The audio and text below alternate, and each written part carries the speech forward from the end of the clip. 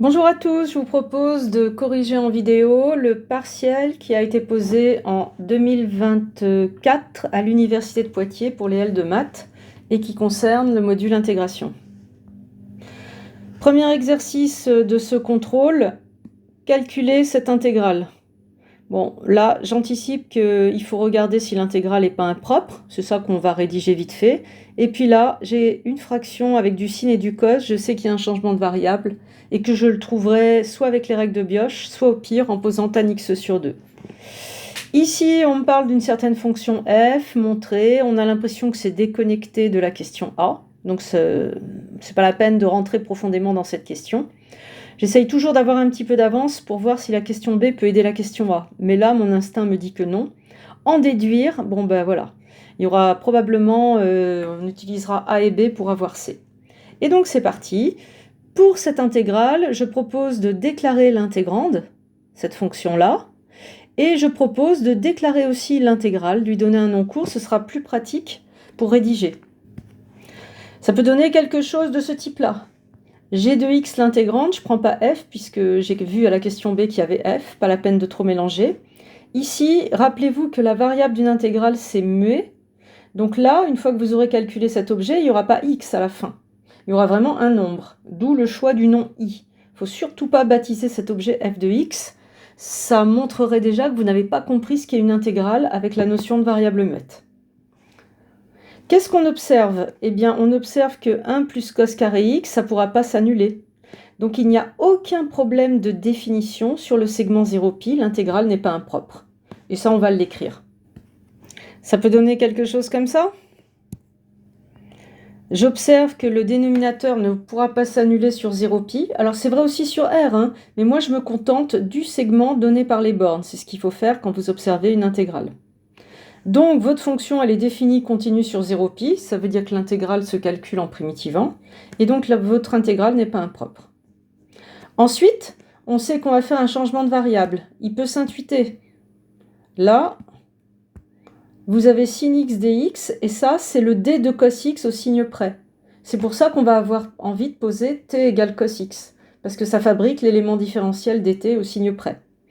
Si vous n'avez pas cette intuition, alors vous testez vos règles de Bioch et vous verrez que g de moins x d de moins x est égal à g de x dx.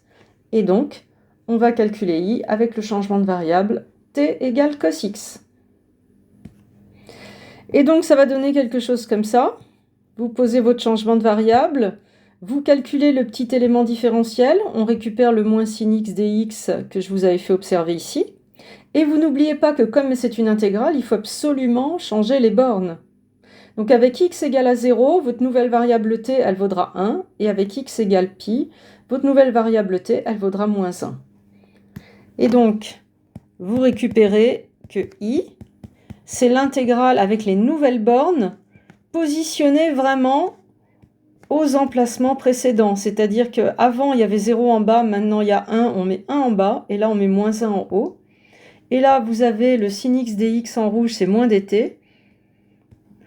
Et au dénominateur, vous avez t2 plus 1. Voilà ce que donne votre intégrale après changement de variable.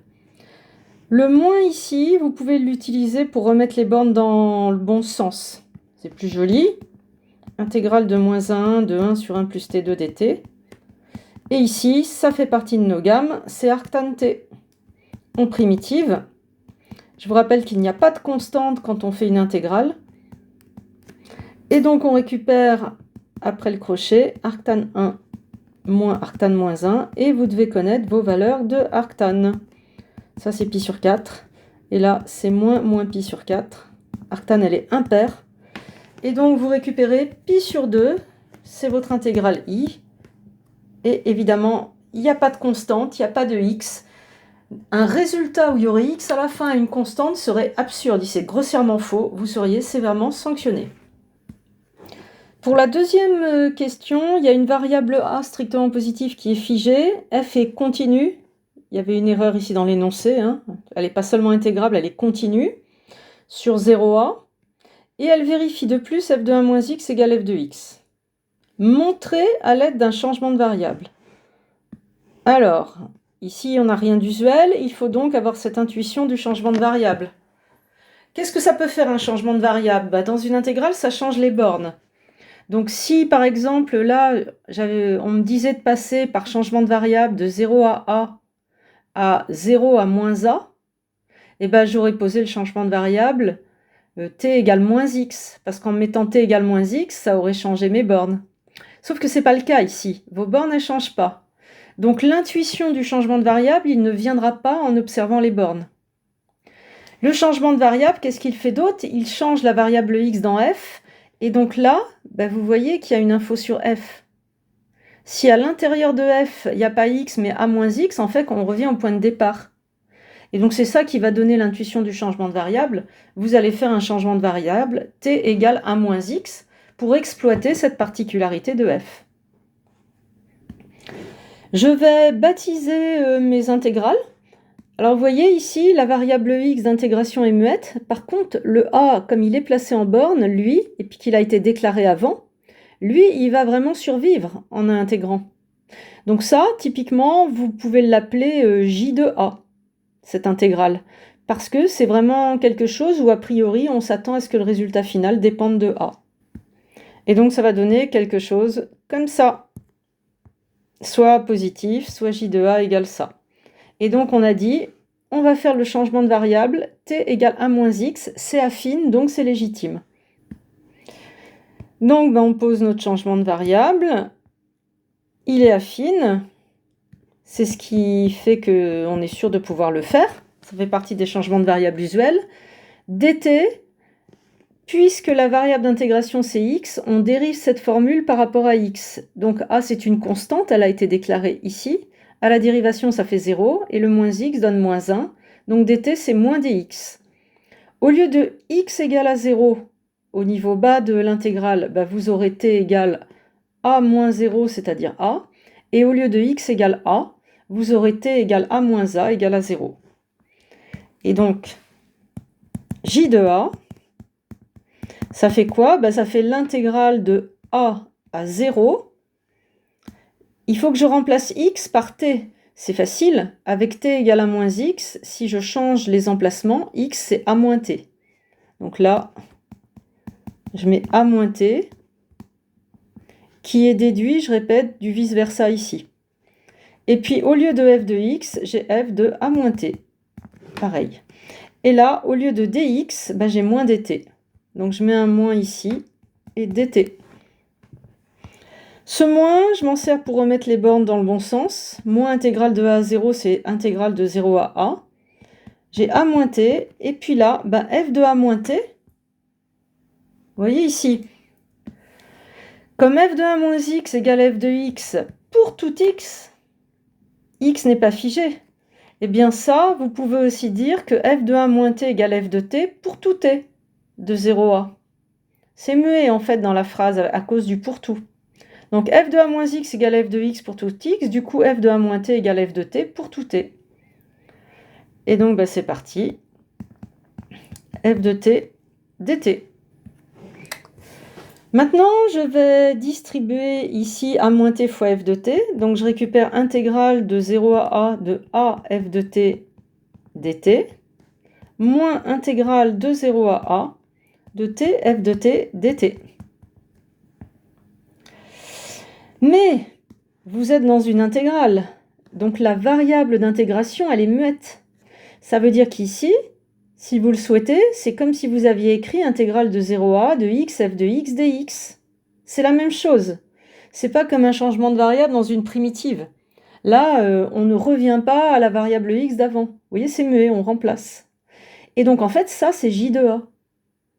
Et donc, si vous allez le ranger de l'autre côté, eh bien, vous récupérez... Donc, je répète, variable t muette. Et donc, en rangeant, vous récupérez 2j de a égale a fois intégrale de 0 à de f de t dt, car comme a est une constante, a ne dépend pas de t, il peut venir en facteur de l'intégrale. Et donc j de a, c'est a sur 2, intégrale de 0 à a de f de t dt. C'est ce qu'on voulait prouver. Alors, pour la question suivante, en déduire, on comprend qu'il faut tout connecter. Qu'est-ce qu'on observe? Eh bien là, on a notre fonction g de x, et là, en fait, on a x, g de x. Donc on a quelque chose qui ressemble à ça. Donc c'est comme si on avait une intégrale de 0 à a, avec a égale pi, de x, g de x. Et ce qui serait cool, c'est que ça soit a sur 2 intégrale de 0 à de g de x. Ça, c'est ce que je soupçonne. Je soupçonne en fait qu'il faut que j'utilise les résultats de b avec ma fonction g de x ici, déclarée là, et avec a égale pi. Sauf que, il faut aussi vérifier les hypothèses. Pour avoir le droit d'utiliser la question b qui est un résultat général, eh bien, je vais déclarer a. Vous voyez, je vais l'appliquer avec une valeur, je vais prendre pi. F, ben, ça va être ma fonction g déclarée là. Mais il faut que j'ai g de pi moins x égale g de x. À ce moment-là, je pourrais affirmer que intégrale de 0 à pi de x g de x, c'est pi sur 2, intégrale de 0 à pi de g de x que j'ai calculé en a. Donc, je répète, ici vous avez quelque chose de général. Question C, on vous demande finalement de faire tourner ce résultat général en déclarant eh bien, une vraie valeur de a, une vraie fonction f, et en vérifiant que la fonction f vérifie bien cette condition. Et donc, ça peut donner ce genre de rédaction. Vous déclarez une valeur de a, c'est bien une valeur positive, donc ça rentre dans le cadre général de la question B. Je déclare une fonction f de x, une vraie fonction, c'est le g de x de ma question a, c'est celle-ci.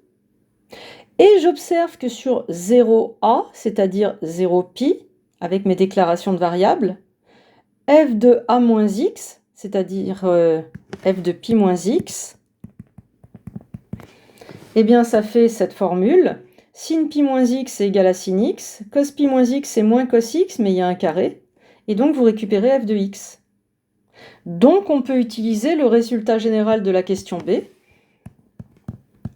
On peut donc utiliser B,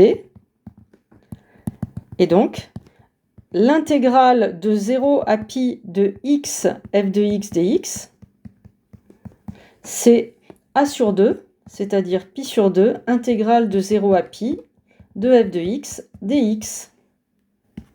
Et il n'y a plus qu'à conclure pi sur 2 fois pi sur 2 d'après a, puisque l'intégrale on l'avait calculée en a, et on récupère pi carré sur 4.